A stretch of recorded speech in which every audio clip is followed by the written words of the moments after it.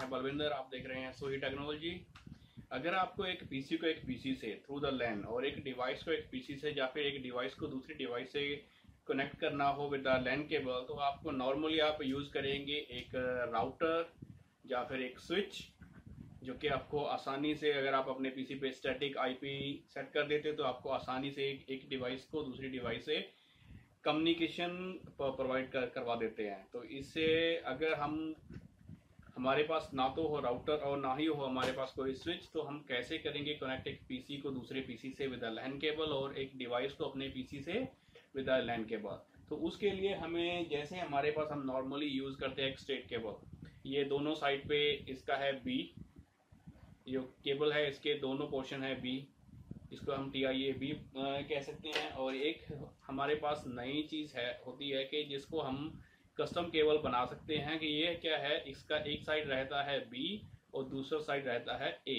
इसको बोलते हैं क्रॉस केबल।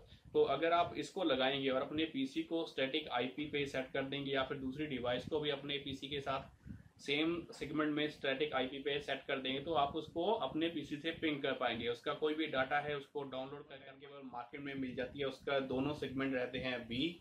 अगर आप बी सेगमेंट वाले स्ट्रेट केबल यूज करोगे तो आपको चाहिए स्विच या फिर कोई राउटर जो अपने पीसी के साथ एक पीसी को दूसरे पीसी से या फिर एक डिवाइस को आपके पीसी के साथ कनेक्ट करवा सकेगा।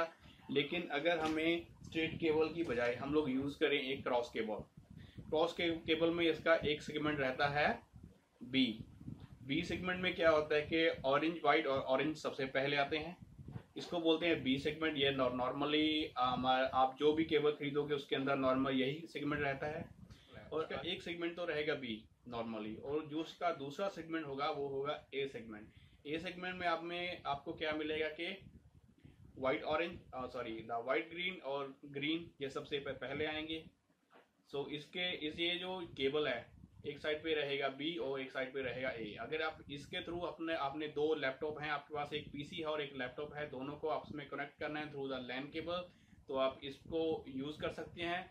लेकिन आपका आईपी स्टैटिक आईपी होना चाहिए दोनों मशीन पे। अगर आपके पास कोई मशीन है, जैसे कोई बायोमेट्रिक डिवाइस है या फिर कोई और भी डाटा होल्डिंग डिवाइस है, अगर आप उसको डायरेक्टली कम्युनिकेट करवा रहे हैं आपके पीसी के साथ थ्रू द क्रॉस केबल, तो उसमें आपको चाहिए कि आपको दोनों चीज़ों के ऊपर, दोनों मशीन्स के ऊपर अपना आईपी स्टैटिक आईपी रखना है। अगर एक मशीन का स्टैटिक आईपी दूसरे मशीन के स्टैटिक आईपी के सेगमेंट में सेम होना चाहिए, तो ये दोनों मशीन आपस में कनेक्ट कर जाएंगी बहुत ही आसानी से।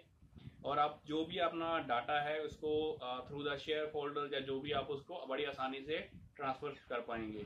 अगर आपने किसी डिवाइस से कोई डाटा डाउनलोड करवाना है तो वो भी आप कर सकते हो। अगर आपके पास कोई डाटा हार्ड ड्राइव है जो कि स्टैटिक आईपी यूज कर रहा है, तो उसको भी आप डायरेक्ट लैन केबल से कनेक्ट करवा के अपना सारा डाटा अपने पीसी के अंदर डाउनलोड कर सकते हो। अगर आपके पास कोई पीसी है, दो पीसी हैं, आपने उनको भी आपस में कनेक्ट करना है थ्रू द लैन केबल, बिना किसी स्विच के, बिना किसी राउटर के, तो दोनों पीसी पे स्टैटिक आईपी चाहिए।